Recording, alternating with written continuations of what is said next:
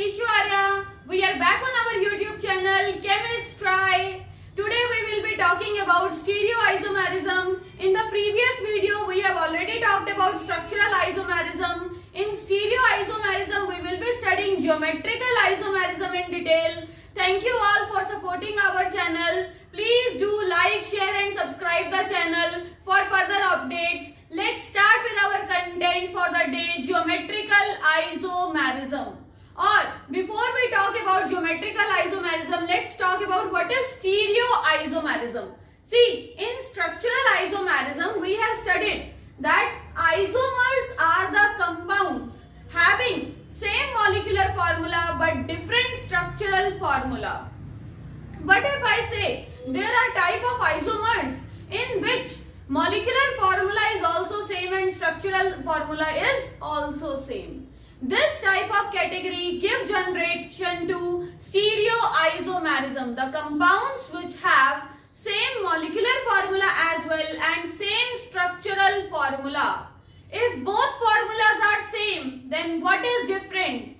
Different is spatial arrangement, that is arrangement of the groups around any atom is different. This type of isomerism is known as stereoisomerism. Start with the content, stereoisomerism. As I have already mentioned that stereoisomers are the compounds which have same molecular formula and same structural formula. See, both formulas are same. Then what is different? Spatial arrangement is different. What is spatial arrangement? We have even right now talked about it. Spatial arrangement is the arrangement of the groups which are directly attached to any atom. We will be discussing it in detail. Before that, let's start.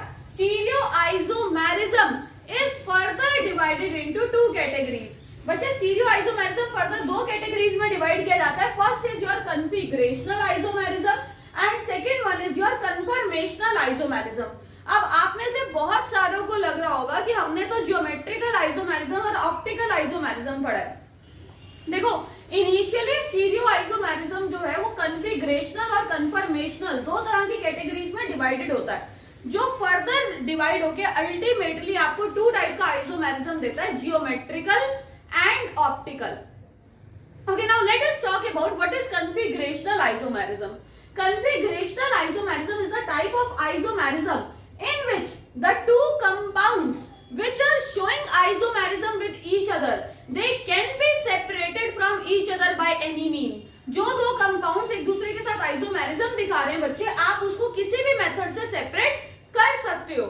Whereas conformational isomerism is the type of isomerism in which the two compounds showing isomerism cannot be separated. जिसमें जो दो compounds है उनको हम किसी भी method से, physical method और केमिकल मेथड से सेपरेट नहीं कर सकते. This type of isomerism is known as conformational. Now let us concentrate on configurational isomerism for this video. For conformational isomerism we will be talking in our next video. So configurational isomerism is further divided into two categories, enantiomers and diastomers. What are enantiomers? The mirror images, the non-superimposable mirror images of each other are known as enantiomers. मतलब ऐसे दो compounds जो एक दूसरे के साथ isomerism show कर रहे हैं और वो एक दूसरे के साथ क्या, एक दूसरे की mirror image है. ऐसे compounds को क्या बोला जाता है? enantiomers. Whereas diastomers क्या होते हैं? दो ऐसे compounds जो एक दूसरे के साथ आइसोमेरिज्म शो कर रहे हैं बट वो एक दूसरे की मिरर इमेज नहीं है.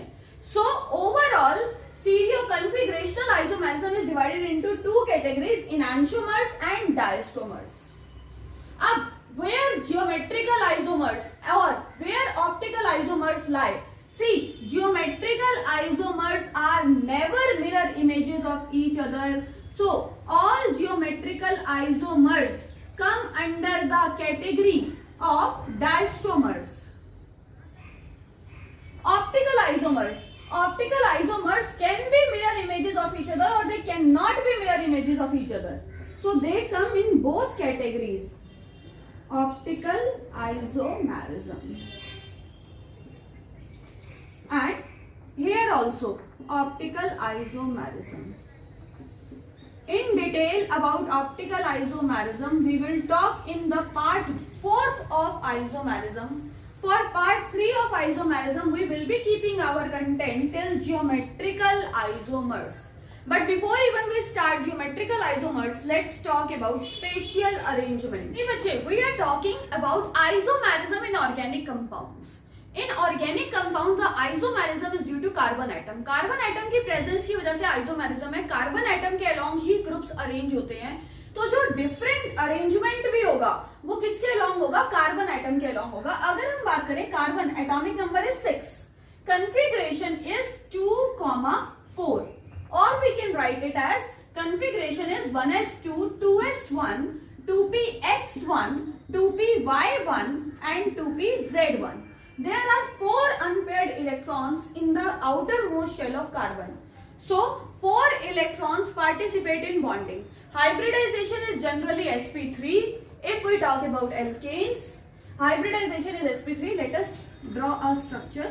जैसे ये देखो, कार्बन के साथ एक मिथाइल ग्रुप अटैच है, एक हाइड्रोजन अटैच है, एक हाइड्रोक्साइड ग्रुप अटैच है और एक कार्बन के साथ अटैच है इथाइल ग्रुप. कैसे हाइब्रिडाइजेशन है कार्बन की? sp3 hybridised.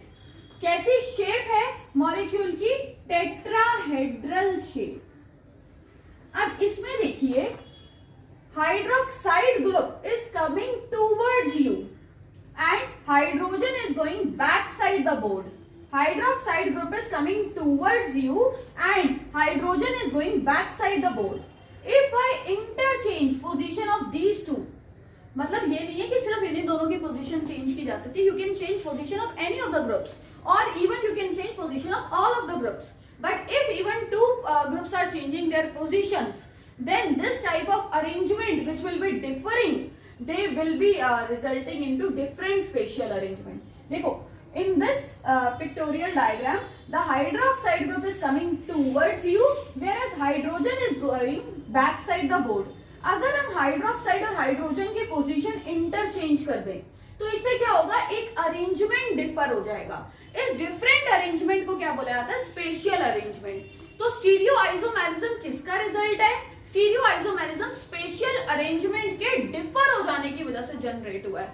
मतलब the groups which are directly associated with the carbon atom, they have interchange position among them, due to which this type of isomerism is generated. Geometrical isomerism is also known as cis-trans isomerism.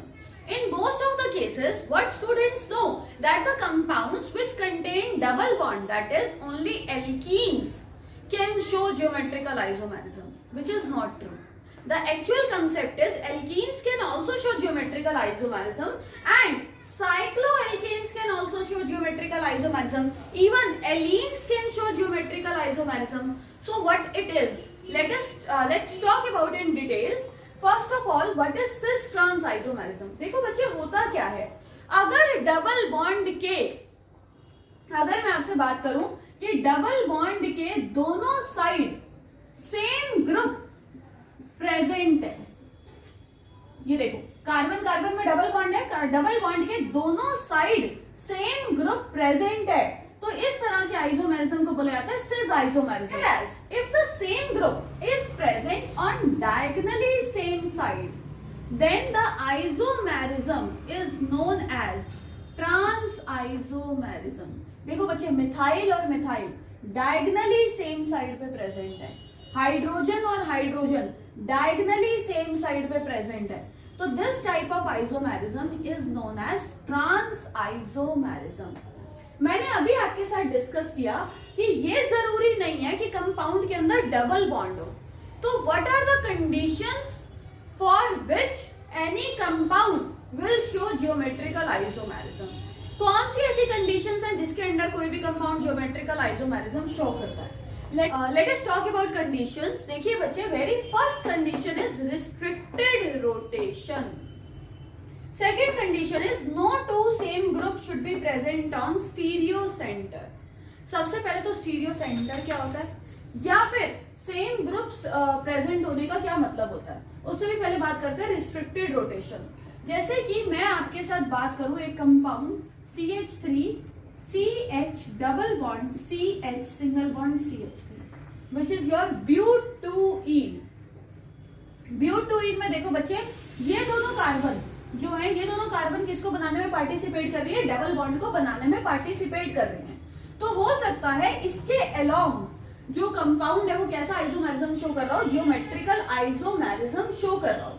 तो पहले इसके hybridisation देख लेते हैं। इस carbon का एक bond बना हुआ है CH3 के साथ, एक बॉन्ड बना हुआ है CH के साथ, एक बॉन्ड बना हुआ है H के साथ और एक और पाई बॉन्ड बना हुआ है इस कार्बन के साथ। हाइब्रिडाइजेशन को कैलकुलेट करते टाइम हम लोग सिग्मा बॉन्ड्स को काउंट करते हैं। तो इस कंपाउंड की ये X की वैल्यू क्या हो जाएगी? 3। हाइब्रिडाइजेशन क्या हो जाएगी इस कंपाउंड की? sp2। हाइब्रिडाइजेशन क्या हो जाएगी इस कंपाउंड के लिए? sp2 hybridised. अब जो sp2 हाइब्रिडाइज्ड कंपाउंड्स होते हैं उनके अलोंग शेप कैसी होती है आपकी? Triangular planar. कैसी शेप होती है आपकी? Triangular planar. देखो ये एक सेंटर में कार्बन,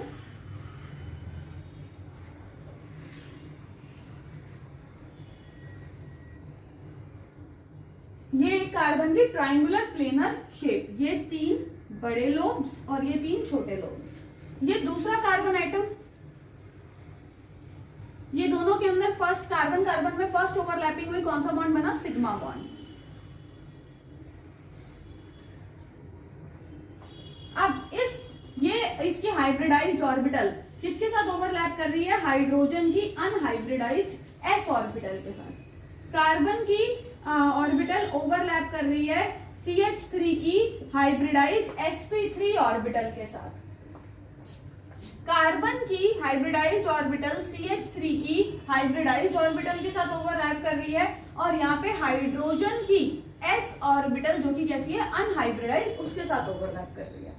अब यहाँ पे हमने इस कार्बन के तीनों सिग्मा बॉन्ड्स तो दिखा दिए, बट कार्बन ने कैसा बॉन्ड भी फॉर्म किया है? पाई बॉन्ड भी फॉर्म किया है। तो ये बनाते हैं पाई ऑर्बिटल, ये बन गई आपकी पाई ऑर्बिटल। ये बन गई इस एटम की पाई ऑर्बिटल। अब पाई ऑर्बिटल्स कैसे ओवरलैप करती हैं? ये हो गई इनकी लेटरल ओवरलैपिंग। पहले ओवरलैपिंग कैसे थी? Head to head overlapping. अब कैसी ओवरलैपिंग हो गई? Lateral overlapping. अगर मैं इस कार्बन को पकड़ लूं, इस कार्बन को अगर मैंने पकड़ लिया और इसको मैं रोटेट करूं, तो क्या मैं रोटेट कर सकती हूँ? नहीं, क्योंकि जैसे ही मैं रोटेट करूंगी पाई बॉन्ड क्या होगा? टूट जाएगा। सिमिलरली अगर अब मैं इस कार्बन को पकड़ लूं और उसे रोटेट करूं, तो क्या मैं रोटेशन करवा सकती हूँ? नहीं करवा सकती। क्या होगा? पाई बॉन्ड टूट जाएगा। तो मैंने आपको क्या कंडीशन बताई कि रिस्ट्रिक्टेड रोटेशन होनी चाहिए। पाई बॉन्ड की प्रेजेंस जरूरी नहीं है, जरूरी क्या है? रिस्ट्रिक्टेड रोटेशन का प्रेजेंट होना। यही सेम रिस्ट्रिक्टेड रोटेशन का केस आता है आपका साइक्लोएल्केन्स में। इसीलिए साइक्लोएल्केन्स भी क्या शो करते हैं? जियोमेट्रिकल आइसोमेरिज्म शो करते हैं।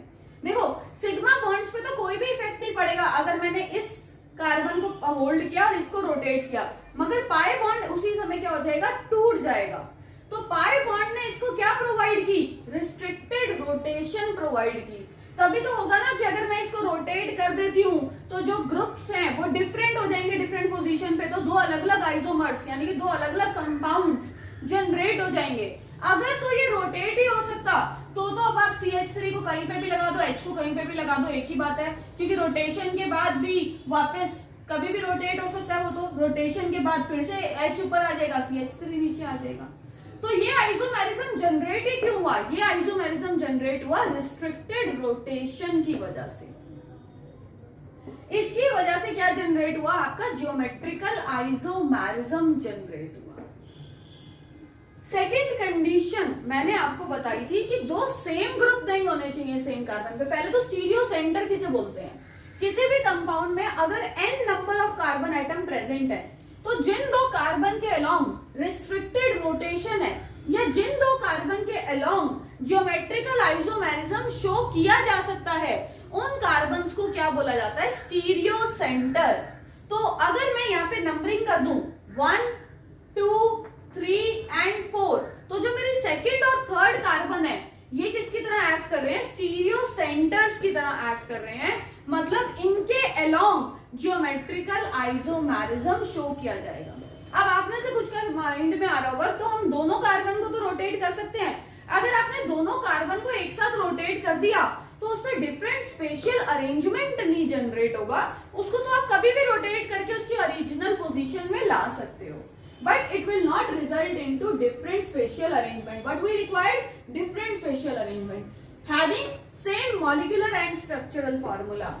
So first condition was your restricted rotation. दोनों कार्बन डबल बॉन्ड बनाने में पार्टिसिपेट कर रही हैं, अगर उन दोनों एंड्स पे सेम ग्रुप प्रेजेंट है then they will never show geometrical isomerism. Like, let us understand it with the help of this example. CH3 C double bond C single bond CH3 CH3 CH3. अब इस compound का आपका IUPAC name क्या है? इस compound का आपका IUPAC name है 2,3 डाइमिथाइल ब्यूट-2-ene. ठीक है, अगर अब मैं इसके अलोंग आइसोमेरिज्म शो करूं, C double bond C CH3 CH3 CH3 CH3 चारों सेम ग्रुप है। अब आप इसमें सिस और ट्रांस कैसे डिटरमिन करोगे? आप इसमें सिस और ट्रांस डिटरमिन नहीं कर सकते, सो this compound will not show isomerism. Now let us understand with the case कि एक एंड के पास दो सेम ग्रुप हो और एक एंड के पास दो डिफरेंट ग्रुप हो। इस एग्जांपल की हेल्प से मैं आपको समझाती हूँ। देखिए, जैसे यहाँ पे अटैच कर दी हमने एक हाइड्रोजन। देखो बच्चे, अगर मैंने यहाँ पे हाइड्रोजन अटैच कर दी तो ये थी हाइड्रोजन। अब इसमें भी CH3 सेम साइड पे भी है, CH3 डायगोनली सेम साइड पे भी है, तो आप इसको सिस और ट्रांस आइसोमेरिज्म में कैसे जज करोगे? आप इसको सिस ट्रांस आइसोमेरिज्म में जज ही नहीं कर सकते। तो हमारी कंडीशन क्या है? The two carbon atom which are acting as stereo centres, they should have different groups attached to it, otherwise the compound will not show geometrical isomerism. These are the conditions for any compound to show geometrical isomerism. Now let us understand it with the help of this example. देखिए, carbon के साथ एक methyl group attach है और एक chlorine, carbon के साथ एक मिथाइल ग्रुप अटैच है और एक क्लोरीन। इसी कंपाउंड की मैं आपको सिस ट्रांसफॉर्म फॉर्म करके दिखाती हूँ। ये देखिए, C double bond C single bond CH3 single bond Cl single bond Cl single bond CH3, same group are present on diagonally same side. कौन सा आइसोमेरिज्म शो कर रहा है? Trans isomerism. इसी की सिस फॉर्म अगर मैं आपको ड्रॉ करके दिखाऊं, देखिए सिस फॉर्म क्या हो जाएगी? C double bond C single bond CH3 single bond CH3 single bond Cl single bond Cl, same group is present on same side. This type of isomerism is known as cis isomerism. So what are two important conditions for any compound to show geometrical isomerism? The very first important condition is your restricted rotation, and second important condition is presence of two different group on the ends or on the stereo centers, so that they can give result to different spatial arrangement and for existence of geometrical isomerism can take place. अब इस पे किस तरह के questions generate हो सकते हैं? Question generate हो सकता है जैसे late us talk about malic acid is geometrical isomerism of dash and 4 different name of the compounds will be given. So first of all we should know what is malic acid. Malic acid is your but-2-ene 1,4 dioic acid is known as malic acid. ठीक है, देखिए 4 carbon की आपकी chain है, terminal carbon पे क्या है? Carboxylic acid, दोनों टर्मिनल कार्बन पे वैलेंसी सेटिस्फाई करेंगे। This is your but-2-ene 1,4 dioic acid. इसी की ही सिस फॉर्म को बोला जाता है मैलिक एसिड और इसी की ही ट्रांस फॉर्म को बोला जाता है फ्यूमेरिक एसिड। लाइक प्लीज देखो, ये but-2-ene 1,4 डायोइक की एसिड की कौन सी फॉर्म है? सिस फॉर्म। और अगर इसी की मैं ट्रांसफॉर्म बनाऊं तो इसकी ट्रांसफॉर्म कैसी होगी, C double bond C carboxylic acid COOH कैसे अटैच है, डायगोनली सेम साइड पे अटैच है। ये इसकी कौन सी फॉर्म हो गई, ट्रांसफॉर्म। इसकी सिस फॉर्म और ट्रांसफॉर्म के स्पेसिफिक नेम्स हैं due to which questions can be generated on this compound. What are its specific name, its specific name is maleic acid. इसका स्पेसिफिक नेम क्या है, fumaric acid. So, which type of isomerism malic acid and fumaric acid show? They show cis-trans isomerism. बच्चे, our next compound is cinnamic acid. Cinnamic acid also shows cis-trans isomerism. सबसे पहले तो हमें ये पता होना चाहिए cinnamic acid का स्ट्रक्चर कैसा होता है। Cinnamic acid C double bond C, from one side it is attached to phenyl group, other side it is attached to carboxylic acid group. अब ये दोनों डिफरेंट ग्रुप्स हैं, इनके अलोंग सिस ट्रांस आइसोमेरिज्म नहीं शो किया जा सकता, बट हाइड्रोजन के अलोंग तो किया जा सकता है। Same group present on diagonally same side, which type of isomerism, trans isomerism. Similarly अगर इसकी सिस फॉर्म बनाए तो सिस फॉर्म क्या होगी, C6H5 COOH H और H। हाइड्रोजन के रिस्पेक्ट में ये कौन सा आइसोमेरिज्म शो कर रहा है, cis isomerism. Same group present on same side, so this type of isomerism is cis isomerism. So these are some important questions which can be asked on cis and trans isomerism. But there is other content also. Geometrical isomerism is not only cis trans isomerism. What if all four groups which are attached are different? अगर कोई ऐसा compound हो जिसमें जो चारों groups attach हैं double bond से, वो चारों ग्रुप जो है वो डिफरेंट हो, अब ये कंपाउंड भी ज्योमेट्रिकल आइसोमेरिज्म दिखा सकता है, but this type of geometrical isomerism is not known as cis trans isomerism, it is known as EZ isomerism. Geometrical isomerism is further classified into three categories: cis trans isomerism, EZ isomerism and syn anti isomerism। तो जो हम second category पढ़ने जा रहे हैं geometrical isomerism की, वो कौन सी है, EZ isomerism. EZ isomerism, EZ isomerism, EZ form क्या है, इंटाजेनन ज़ुज़ुमैन आइसोमेरिज्म। आपको ऑफ कोर्स साइंटिस्ट, इंटाजेनन और ज़ुज़ुमैन क्या है, साइंटिस्ट के नेम है, you are not required to remember this name. अब EZ आइसोमेरिज्म होती क्या है, E form is your trans form and Z form is your cis form। कब ये cis और trans आइसोमेरिज्म दिखाता है, जब चार डिफरेंट ग्रुप अटैच हो, कोई ऐसा कंपाउंड हो जैसे C double bond C, chlorine, bromine, fluorine और iodine.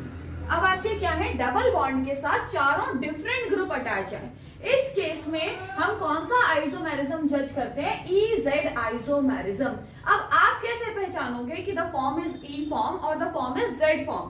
For this there was a scheme known as CIP scheme.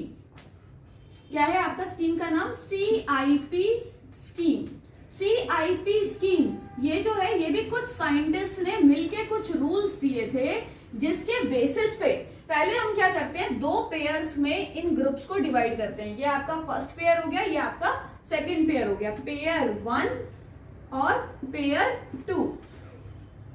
उसके बाद after that priorities are assigned to these groups. किसकी प्रायोरिटी 1 है, किसकी प्रायोरिटी सेकंड है, सिमिलरली यहाँ पे किसकी प्रायोरिटी 1 है, किसकी प्रायोरिटी सेकंड है। अब प्रायोरिटी किस बेसिस पे असाइन की जाएगी, इसके लिए कुछ रूल्स दिए गए थे, और वो रूल्स कौन सी स्कीम ने दिए थे, CIP स्कीम ने।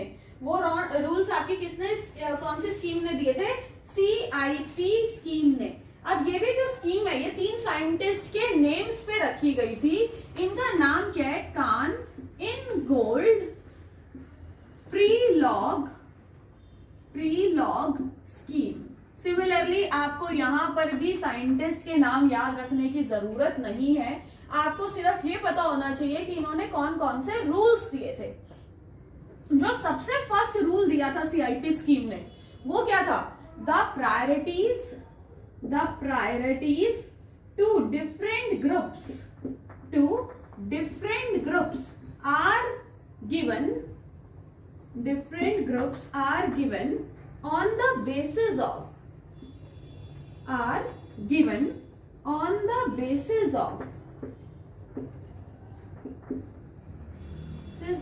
atomic mass. डिफरेंट ग्रुप्स को जो प्रायोरिटी दी जाती है वो किसके बेसिस पे दी जाती है? एटॉमिक मास के बेसिस पे दी जाती है. मतलब जैसे आपने ये पेयर 1 सिलेक्ट किया, पेयर 2 सिलेक्ट किया, अगर आप कुछ बुक्स में देखो तो कुछ बुक्स में इसी को लिखा हुआ है एटॉमिक नंबर के बेसिस पे, कुछ बुक्स में इसी को लिखा हुआ है एटॉमिक मास के बेसिस पे, कुछ बुक्स में इसी को लिखा हुआ है एटॉमिक वेट के बेसिस पे. हम यहाँ पर भी इसको किसके रिस्पेक्ट में पढ़ेंगे? एटॉमिक वेट के बेसिस में, क्योंकि एटॉमिक नंबर और एटॉमिक मास से कई बार आपके ऐसे क्वेश्चंस आ जाते हैं जिनको आप जज नहीं कर पाते या कोई ना कोई एक्सेप्शन आ रही हो. बट एटॉमिक वेट वाला जो सीन है वो हमेशा ही क्या होगा?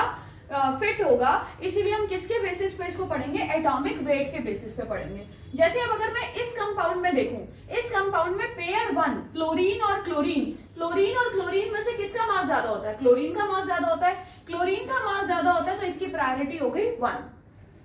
फ्लोरीन का मास कम होता है तो इसकी प्रायोरिटी हो गई 2. सिमिलरली अगर हम ब्रोमीन और आयोडीन को कंपेयर करें, ब्रोमीन और आयोडीन में से आयोडीन का मास ज्यादा होता है, इसकी प्रायोरिटी 1. ब्रोमीन की प्रायोरिटी कैसी हो गई? 2. अब देखो बच्चे, सेम प्रायोरिटी वाले जो ग्रुप्स हैं वो डायगोनली सेम लाइन पे अटैच हैं. सेम प्रायोरिटी वाले ग्रुप्स डायगोनली सेम साइड पे अटैच हैं. इस फॉर्म को क्या बोला जाता है? ट्रांसफॉर्म. ट्रांसफॉर्म यानी कि कौन सी फॉर्म? ई फॉर्म. तो ये कंपाउंड कौन सा आइसोमेरिज्म शो कर रहा है? ई आइसोमेरिज्म शो कर रहा है. What is the second rule of comparison? The second rule of comparison according to CIP scheme is the atom which is directly attached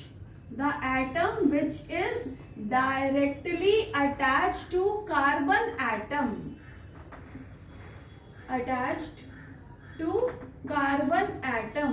is given first priority. Carbon atom is given first priority.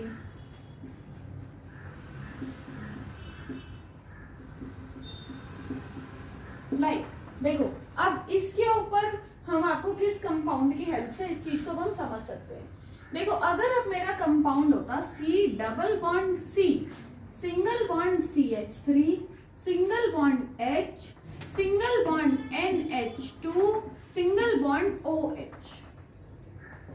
चारों different group attach है but चारों elemental state में नहीं है. इनमें से 3 कौन से स्टेट में? ग्रुप स्टेट में.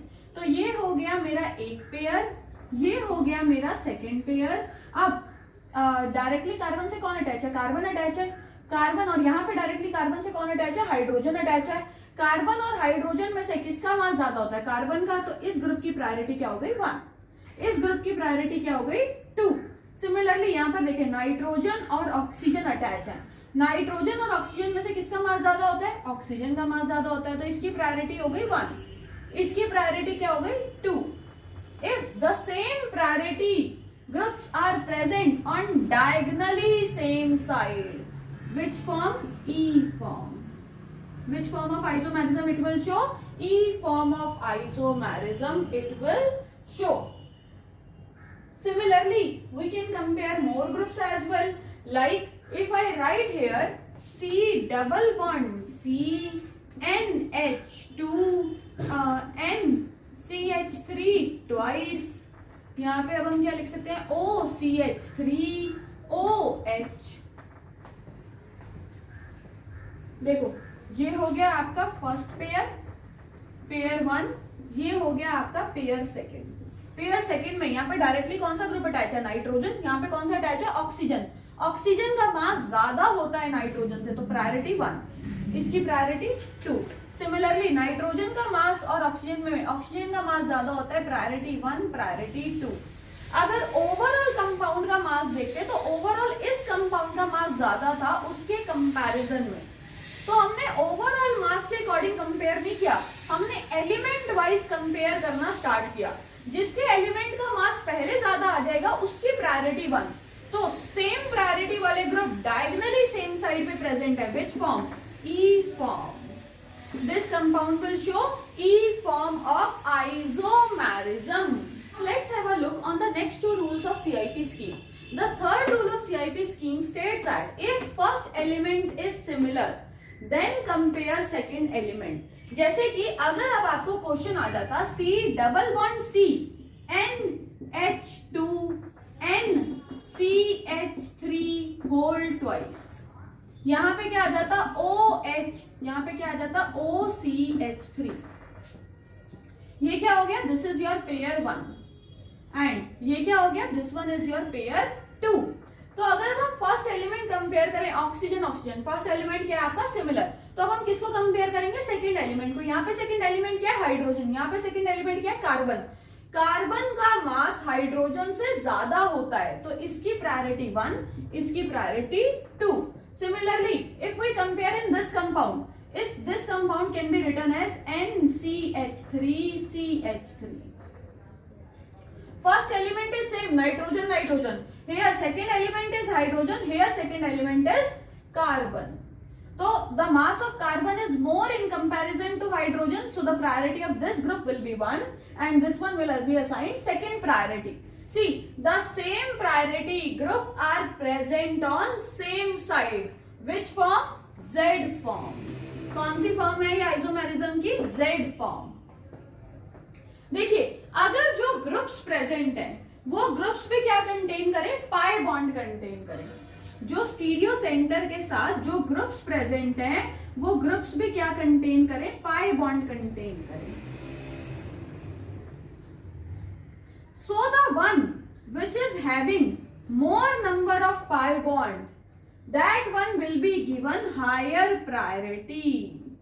जिसके पास ज्यादा पाई बॉन्ड होंगे हम उस ग्रुप को कैसी प्रायोरिटी देते हैं, हायर प्रायोरिटी देते हैं.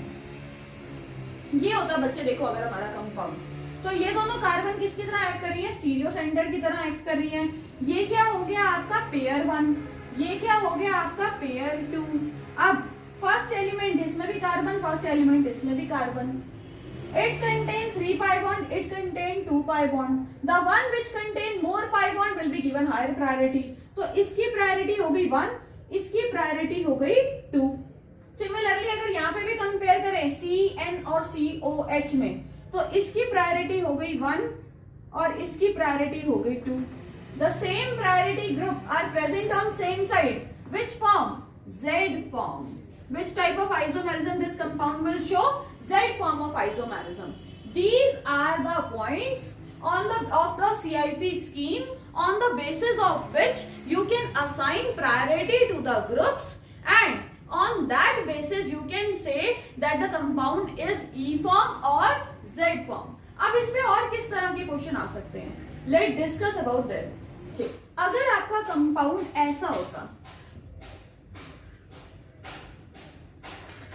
डबल बॉन्ड, ठीक है. अब अगर मैं इस कंपाउंड की IUPAC नेमिंग करूं तो 1 2 3 4 5 6 लॉकेंट क्या मिल रहा है, 2 and 4. यहां से करते हैं 1 2 3 4 5 6 लॉकेंट क्या मिल रहा है, 2 and 4. तो इस कंपाउंड को चाहे आप यहां से टर्म करो या वहां से टर्म करो, सेम ही इस कंपाउंड का नेम आने वाला है. तो मैंने नंबरिंग कहां से कर दी, 1 2 3 4 5 6. इस कंपाउंड का नाम क्या है, हेक्सा. Hexa 2,4 diene. अब अगर आपको ये कंपाउंड देख के इसका नाम पूछा हो, और नाम कैसे पूछा हो, नाम के ऑप्शंस आपको ऐसे दिए ही ना हो, हेक्सा 2,4 डाइईन, आपको ऑप्शंस कैसे दिए हो, 2E 4Z hexa, hexa 2,4 diene, और आपको गिवन हो 2E 4E हेक्सा 2,4 डाइईन, और आपको गिवन हो 2Z 4Z हेक्सा 2,4 डाइईन. अब these are the name given for this compound, which means you will have to identify that this group will show E isomer or this group will show E isomer, this will show Z isomer and so on. अब आपको पहले find out करना पड़ेगा कि यहाँ पे E isomerism show कर रहा है या यहाँ पे Z आइसोमेरिज्म शो कर रहा है या E आइसोमेरिज्म शो कर रहा है। अगर मैं आपको ये वाले पहले डबल बॉन्ड के अलोंग हम आइसोमेरिज्म कैलकुलेट करके देखते हैं। C डबल बॉन्ड C, नीचे क्या अटैच है CH3, ऊपर क्या अटैच होगा हाइड्रोजन,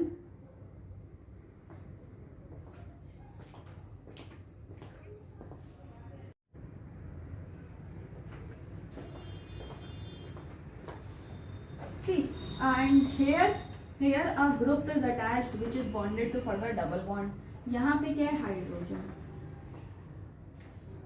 यहाँ पर क्या होगा हाइड्रोजन। अगर अब हम इसको देखें same priority groups are present on diagonally same side, diagonally same side पे कौन सी फॉर्म होती है ई फॉर्म, तो यहाँ पे कौन सी फॉर्म है ई फॉर्म। अब इस डबल बॉन्ड के अलोंग देखते हैं, डबल बॉन्ड यहाँ पे एक ग्रुप से अटैच है, यहाँ पे किससे अटैच है हाइड्रोजन, यहाँ पे किससे अटैच है हाइड्रोजन, यहाँ पे किससे अटैच है CH3। Same priority groups are present on same side, कौन सी फॉर्म है Z फॉर्म। तो ये कंपाउंड कौन सा आइसोमेरिज्म शो कर रहा है 2E4Z isomerism, 2E4Z hexa 2,4 diene is the IUPAC name of this compound. Next type of isomerism. Next type of isomerism is syn-anti-isomerism. That is isomerism along C triple bond N and N double bond N. See बच्चे, what is the actual concept? The actual concept is it is not mandatory that the only groups can show geometrical isomerism. यहाँ पे basically हमें क्या बोलना चाहिए the difference in electron density can result into geometrical isomerism.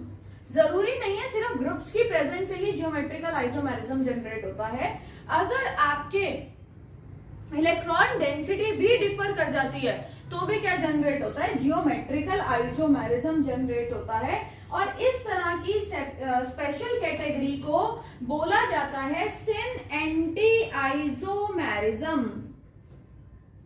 जैसे कि आपने दो तरह की कैटेगरीज पढ़ी हैं, एल्डोक्साइम्स एंड कीटोऑक्साइम्स। एल्डोऑक्साइम्स और कीटोऑक्साइम्स, एल्डोऑक्साइम्स और कीटोऑक्साइम्स होते क्या है, जैसे अगर ये आपका compound C double bond N, यहाँ पे नाइट्रोजन के पास एक लोन पेयर, ऑक्साइन OH CH3 और H, ये किस तरह की कैटेगरी है एल्डोऑक्साइन। किस तरह की कैटेगरी है आपकी एल्डोऑक्साइन।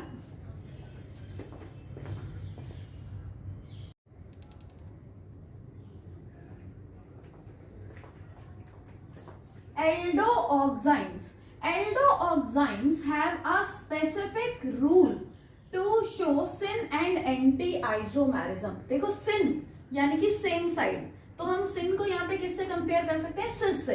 एंटी यानी कि अपोजिट साइड, तो it can be compared with trans. sin isomerism is cis isomerism, anti isomerism is your trans isomerism। मैंने आपको बोला एल्डोऑक्साइम्स के लिए एक स्पेसिफिक रूल है। स्पेसिफिक रूल क्या है कि if hydrogen and hydroxide are present on opposite side, then see देखिए जैसे इस कंपाउंड में हाइड्रोजन और हाइड्रोक्साइड क्या है सेम साइड पे प्रेजेंट है, हाइड्रोजन और हाइड्रोक्साइड सेम साइड पे प्रेजेंट है, तो ये कौन सा आइसोमेरिज्म है सिन आइसोमेरिज्म। वेयर एज अगर कंपाउंड ऐसा होता C double bond N lone pair OH HCH3, अगर कंपाउंड ऐसा होता if hydrogen and hydroxide are present on opposite side, तो उसे कौन सा आइसोमेरिज्म कहा जाता है एंटी आइसोमेरिज्म। बाकी सब केसेस में उसको कौन सा आइसोमेरिज्म बोला जाता है सिन आइसोमेरिज्म। अगर हाइड्रोजन और हाइड्रोक्साइड अपोजिट साइड पे प्रेजेंट है तो उसे बोला जाता है एंटी आइसोमेरिज्म, अदरवाइज उसे कौन सा आइसोमेरिज्म बोला जाता है सिन आइसोमेरिज्म। बच्चे ketoximes can also show syn anti isomerism. अब यहाँ पे एल्डोऑक्साइम वाला रूल तो नहीं लग सकता। एल्डोऑक्साइम में हम लोगों ने क्या पढ़ा था, अगर हाइड्रोजन और हाइड्रोक्साइड अपोजिट साइड पे अटैच है तो वो एंटी आइसोमेरिज्म, और अगर वो सेम साइड पे अटैच है तो वो सिन आइसोमेरिज्म। बट वो रूल सिर्फ किसके लिए वैलिड था? एल्डो ऑक्साइन के लिए। कीटो ऑक्साइन के लिए सेम रूल यूज नहीं हो सकता। तो कीटो ऑक्साइन में हम कैसे जज करते हैं? देखो सबसे पहला कीटो ऑक्साइन अब आपका क्या होगा? प्रोपेनो ऑक्साइन। सबसे पहला कीटो ऑक्साइन होगा आपका propanone oxime. This compound will not show syn anti isomerism. क्यों शो नहीं करेगा सिन एंटी आइसोमेरिज्म? देखो ज्योमेट्रिकल आइसोमेरिज्म दिखाने की कंडीशंस क्या क्या थी? First, restricted rotation. Restricted rotation है, डबल बॉन्ड प्रेजेंट है, रिस्ट्रिक्टेड रोटेशन है। Second, different electron density. Methyl और मिथाइल की इलेक्ट्रॉन डेंसिटी क्या है? सेम है। So this compound will not show syn anti isomerism. But अगर इसकी जगह आपका कंपाउंड होता CH3C double bond N lone pair hydroxide C2H5, अब क्या है? Different groups are present due to which different electron density is there, so this compound can show syn anti isomerism. आप इसे कैसे जज करें? सिन फॉर्म है या एंटी फॉर्म है? इसी कंपाउंड को आप सिन बोल सकते हो किसके रिस्पेक्ट में? इथाइल के रिस्पेक्ट में। इसी कंपाउंड को आप एंटी बोल सकते हो किसके रिस्पेक्ट में? मिथाइल के रिस्पेक्ट में। कैसे जज किया जाता है सिन और एंटी? हम हाइड्रोक्साइड की रेफरेंस में देखते हैं। हाइड्रोक्साइड की रेफरेंस में इथाइल कैसा है? सिन। तो इसी कंपाउंड का अगर मैं नाम लिखना चाहूं तो मैं क्या लिख सकती हूँ? सिन इथाइल। कौन कौन से ग्रुप्स प्रेजेंट है? एक साइड जो है मिथाइल प्रेजेंट है, एक साइड इथाइल, तो मैं इसका नाम क्या हो जाएगा? सिन इथाइल मिथाइल इथाइल ऑक्साइन। और अगर मैं मिथाइल के रिस्पेक्ट में लिखना चाहूं तो मिथाइल जो है वो हाइड्रोक्साइड के रिस्पेक्ट में कैसा है? एंटी। तो मैं इसे क्या लिखूंगी? Anti methyl methyl ethyl oxime. तो आप इसी सेम कंपाउंड को सिन आइसोमेरिज्म भी बोल सकते हो और एंटी आइसोमर भी बोल सकते हो, बट डिफरेंट ग्रुप्स के रिस्पेक्ट में। हम हाइड्रोक्साइड के रिस्पेक्ट में देखते हैं कि कोई ग्रुप सिन फॉर्म में है या एंटी फॉर्म में है। हाइड्रोक्साइड के रिस्पेक्ट में इथाइल जो है वो सिन फॉर्म में है।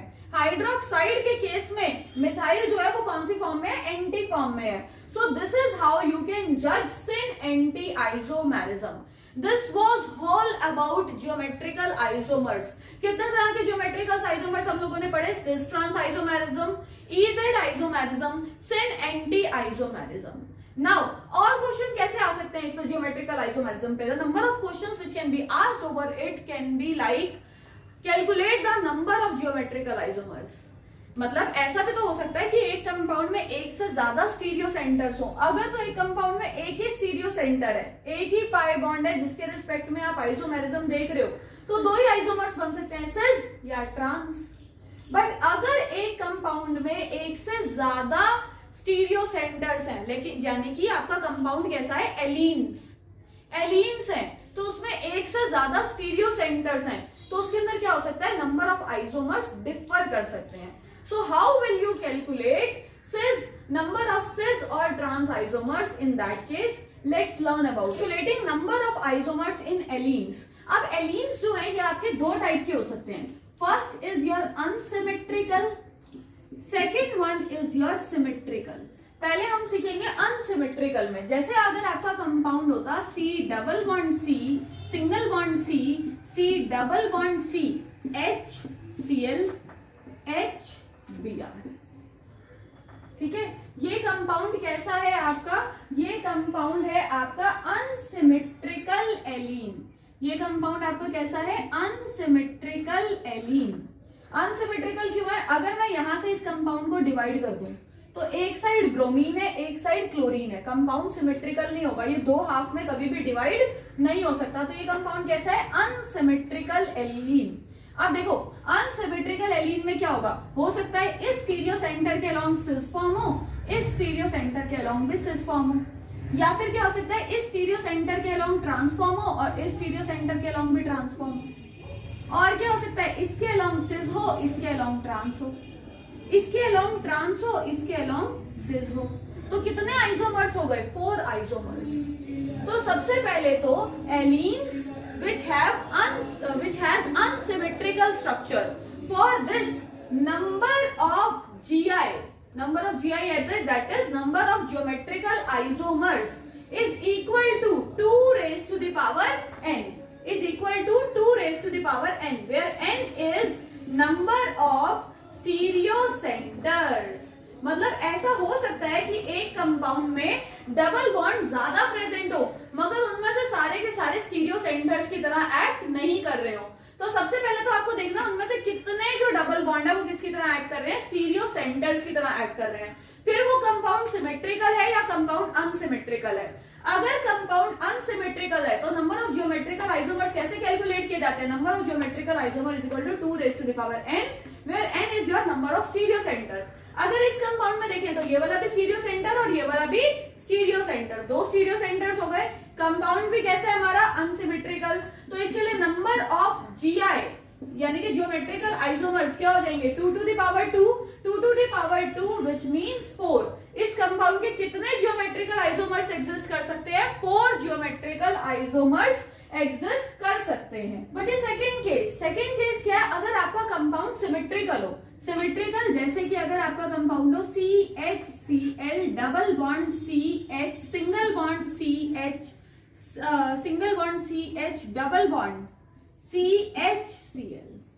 अब देखो अगर मैं इसे यहां से डिवाइड करूं तो ये बिल्कुल सेम है, कंपाउंड कैसा है, सिमेट्रिकल।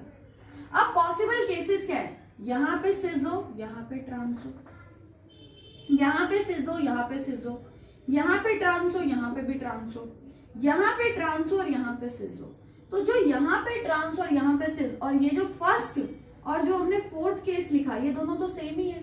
एक बारी हो सकता है मैंने नंबरिंग यहां से स्टार्ट कर दी, हो सकता है दूसरी बारी मैंने नंबरिंग यहां से स्टार्ट कर दी, तो ये दोनों तो सेम ही कंपाउंड हो जाएंगे, तो ये फोर्थ केस वैलिड नहीं रहेगा।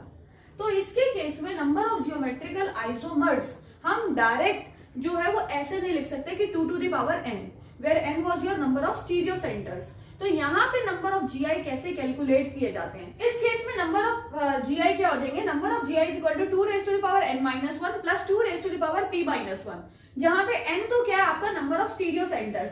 How will you calculate value of p, value of p can be calculated easily if number of stereo centres are even, if number of stereo centers are even, if n is even। यहाँ पे दो case हम define करते हैं, n is even और second case हम define करते हैं n is odd।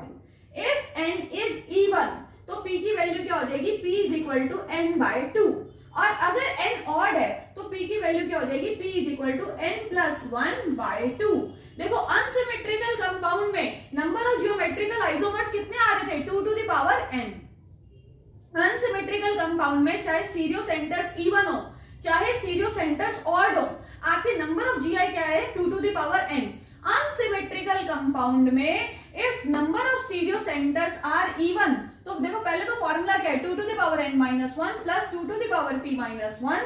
if n is even then p is equal to n by 2, if n is odd then p is equal to n plus 1 by 2। Now let us understand it with the help of few examples। इन दोनों examples की help से समझते हैं। The first compound contain 1, 2 double bonds। This pi bond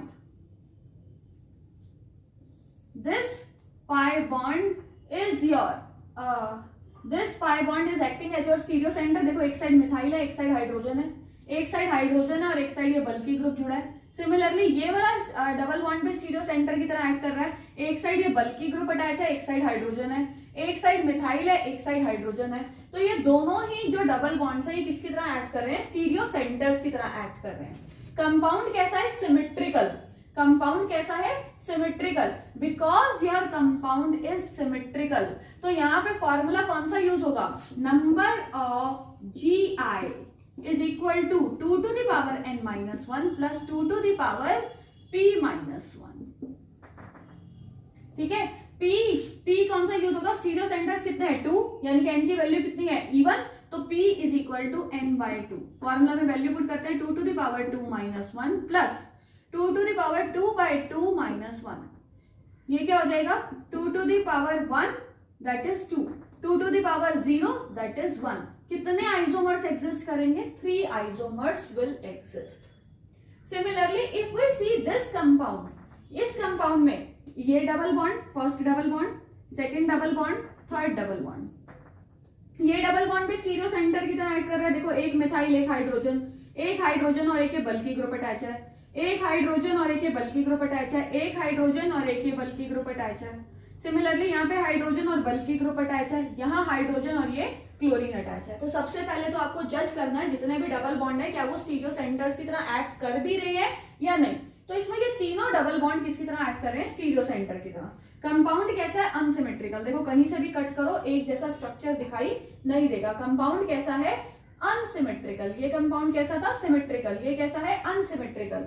symmetrical के case में हम लोगों ने पढ़ा था number of GI is equal to 2 to the power n, where n is your number of stereo centres. कितने स्टीरियो सेंटर्स हैं, 1 2 3। तो ये क्या हो जाएगा, 2 to the power 3, 2 to the power 3 which means 8। इस कंपाउंड के कितने GI एग्जिस्ट कर सकते हैं, 8 GI will exist for this compound. देखिए बच्चे, let's understand with these two examples. इन दोनों एग्जांपल्स में देखो यहाँ पे एक क्लोरीन अटैच है, एक ब्रोमीन अटैच है, जो कंपाउंड को कैसा बना रहा है, अनसिमेट्रिकल। जो कंपाउंड को कैसा बना रहा है, अनसिमेट्रिकल। पहले तो ये देख लेते हैं इसके अंदर स्टीरियो सेंटर्स कितने हैं। ये फर्स्ट डबल बॉन्ड, इसमें एक साइड अटैच है मिथाइल, एक साइड अटैच है हाइड्रोजन। इसमें एक साइड अटैच है ये बल्कि ग्रुप, एक साइड अटैच है methyl chlorine. Similarly this double bond, ये बल्कि ग्रुप अटैच है और हाइड्रोजन अटैच है, ये बल्कि ग्रुप अटैच है और हाइड्रोजन अटैच है। यहाँ पे डबल बॉन्ड के लॉन्ग ये बल्कि ग्रुप अटैच है, इस साइड एक हाइड्रोजन अटैच है, इस साइड मिथाइल अटैच है, इस साइड हाइड्रोजन अटैच है। तो ये तीनों डबल बॉन्ड किसकी तरह एक्ट कर रहे हैं, स्टीरियो सेंटर्स की तरह एक्ट कर रहे हैं। कितने स्टीरियो सेंटर है, n की वैल्यू हो गई 3। कंपाउंड कैसा है आपका, अनसिमेट्रिकल। अनसिमेट्रिकल के लिए देखो नंबर ऑफ GI कैसे कैलकुलेट किए जाते हैं, 2 to the power n। तो 2 to the power 3 वैल्यू कितनी आ गई, 8। कितने ज्योमेट्रिकल आइसोमर्स एग्जिस्ट करेंगे इस कंपाउंड के, 8। सिमिलरली यहाँ पर भी देखो तीनों ही डबल बॉन्ड आपके किसकी तरह ऐड करेंगे, स्टीरियो सेंटर्स की तरह ऐड करेंगे। आप चाहे तो कैलकुलेट करके देख लीजिए, first stereo centre, second stereo centre, third stereo centre. Compound कैसा है, सिमेट्रिकल। कंपाउंड सिमेट्रिकल है तो नंबर ऑफ GI कैसे कैलकुलेट किए जाएंगे, number of GI is equal to 2 to the power n-1 plus 2 to the power p-1। n is equal to 3, तो n क्या है, ऑड। n ऑड है तो फॉर्मूला क्या यूज होगा, 2 to the power 3 minus 1 plus 2 to the power 3 plus 1 by 2 minus 1। ठीक है, ये आ गया 2 to the power 2, यहाँ से वैल्यू आ गई 4। ये आ गया 3 plus 1 2 minus 1 that is 1। ये आ गई वैल्यू 2। कितने आइसोमर्स एग्जिस्ट करेंगे, 6 isomers. This compound has 8 isomers, this compound has 6 isomers. So this was all about geometrical isomerism. This was all about what kind of questions can be asked on geometrical isomerism. I hope you people have understood the topic. If you people are still left with any doubt, then please comment and I will try to solve your problems. Thank you all for watching the video. Please do like, share and subscribe the channel for further updates. Thank you.